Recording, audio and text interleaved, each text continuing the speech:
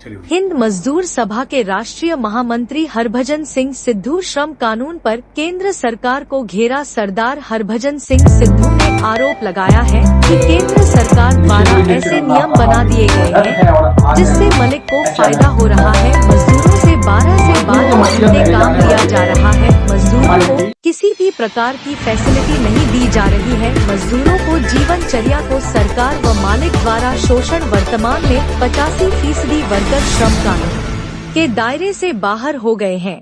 National news India chief editor से अधिकारों की रक्षा करना चुनी हुई सरकार की जिम्मेवारी है और वो उनको देना ही पड़ेगा। नहीं देंगे तो एक समय आएगा। ठीक है, अभी हमारे को लग रहा है हम फ्रस्ट्रेशन में नहीं है। हमारा काम है कि हम सरकार को भी समझाएं। सरकार हमारी द्वारा चुनी हुई है, अगर वो नहीं समझेगी तो फिर अंत में वर्कर के पास तो हम जा ही रहे हैं। इसी वजह से हमारे को, नहीं तो अदरवाइज हम देश के अंदर नागरिक हैं अपने देश के।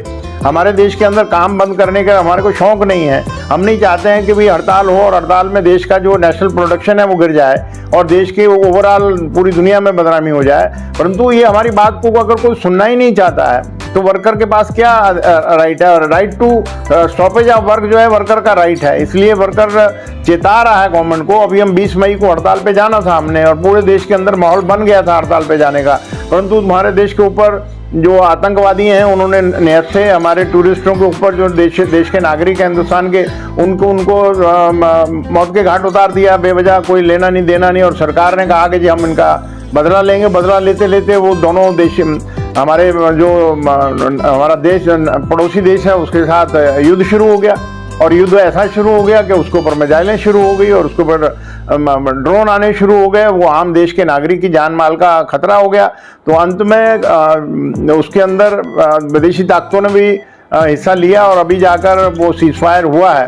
तो अभी माहौल नॉर्मलाइज नहीं हुआ। तो इसलिए हमने कल की बैठक में 10 मजदूर संगठनों ने आपस में चर्चा किया कि भाई इस माहौल के अंदर अभी हमारे को इतनी जल्दी नहीं करनी चाहिए। जब हम 10 साल से संघर्ष कर रहे हैं तो और 2-4 महीने नॉर्मल होने दें। नॉर्मल होने के बाद सरकार स्टेबल हो जाए, फिर सरकार से बात करेंगे। और सरकार उम्मीद करती है कि वो हमारे से बात करेगी और उसको हल करेगी। इंडियन लेबर कॉन्फ्रेंस बुलाएगी, प्रधानमंत्री उसका उद्घाटन करें आके।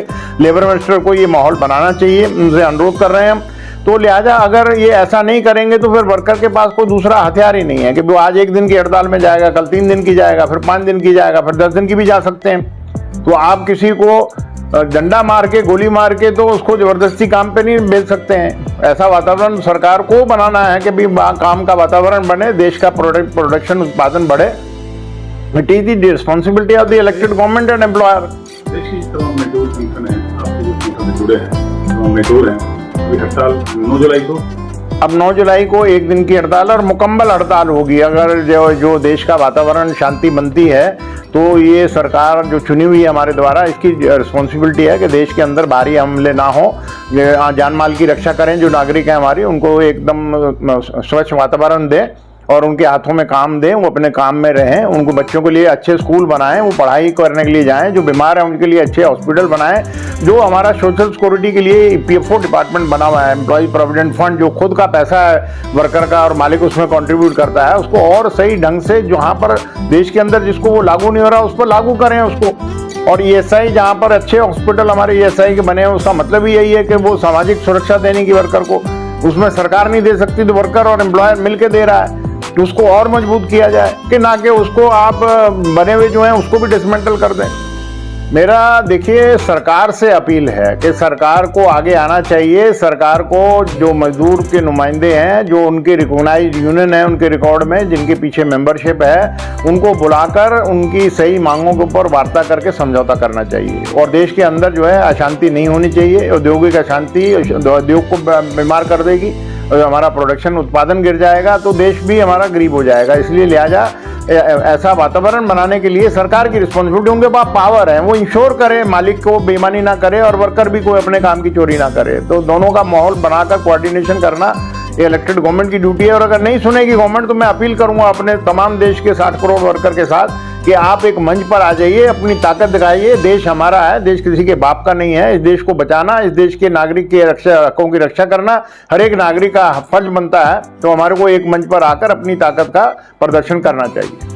सर, अभी आपकी कल मीटिंग हुई है, उस मीटिंग के अंदर जो और संगठन है उनसे क्या वार्तालाप हुआ है और मजदूरों के फेवर में नहीं, उसमें हमारा ये वातावरण सारी कोई डिफेंस में जो काम करता है वो उसको प्रॉपर सीक्रेट बैलेट लेना है, वो 1 महीना अभी उसको मिल जाएगा। रेलवे के अंदर भी जो साथी हैं उनसे भी बातचीत हो रही है, पोस्टल वाले हैं, बैंक है, इंश्योरेंस है, और जो इंटेलेक्चुअल प्रोफेसर हैं, टीचर हैं, जो स्कीम वर्कर हैं, जो मिड डे मील वाले हैं, आशा वर्कर है, इन सबको मिलाकर आंगनवाड़ी वाले हैं, और प्लस जो दूसरे स्कूलों के अंदर यूनिवर्सिटी के जो एम्प्लॉई हैं उन सबको मंच पर लाकर, इंडस्ट्रियल वर्कर को सबको ऑलरेडी हम एक मंच पे लेके आ चुके हैं। और उसमें डिफेंस के कार्यकर जो 41 फैक्ट्रियों में काम करते हैं, कम से कम 85,000 उनकी गिनती है, उनको कॉर्पोरेटाइज कर दिया है, उनकी भी एक जायज़ मांग है, वो भी आ जाएगा। कोल वालों को कोल की खदानें बेच रहे हैं प्राइवेट आदमियों को, ये पैसा कमाने के लिए, देश को लूटने के लिए, सारे कोल की यूनियनें भी एक मंच पर आ गई हैं। तो लिहाजा जो हमारा एयरलाइन है, जो हमारा पोर्ट एंड डॉक वाले समुद्री जहाज चलाने वाले हैं, जो हमारे रोडवेज वाले हैं,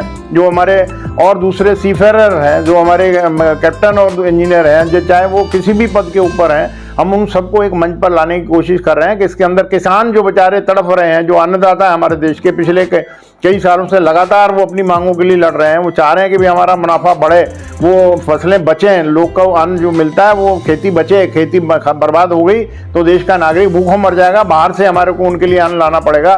वो भी हमारे साथ जुड़ गए हैं। तो हम देश के अंदर कोशिश कर रहे हैं कि ये माहौल को देखकर सरकार हमारे को इनवाइट करे सबको, और सबकी बातचीत करे और अच्छे माहौल में उनको हल करें। नहीं तो अन्यथा फिर देश को, हमारा देश है, हमने सरकार चुनी है, अगर सरकार हमारे हितों की रक्षा नहीं करेगी तो फिर हमारे पास और कोई दूसरा चारा नहीं है कि हम अपना काम बंद करेंगे, वो हमारा फंडामेंटल राइट है। देखिए, अभी हमने 20 की तारीख को आगे हड़ताल को कर दिया है, और अभी हमने 9 जुलाई सर्वसम्मत से तय किया, उसमें किसी की कोई भी डिफरेंस ऑफ ओपिनियन नहीं है, एक राय से तय किया है। सारी यूनियनें और उनके लीडर इस बात से सहमत हैं, और इसमें समय भी है, हमारी भी अपनी तैयारी पूरी करेंगे, सरकार के पास भी समय है।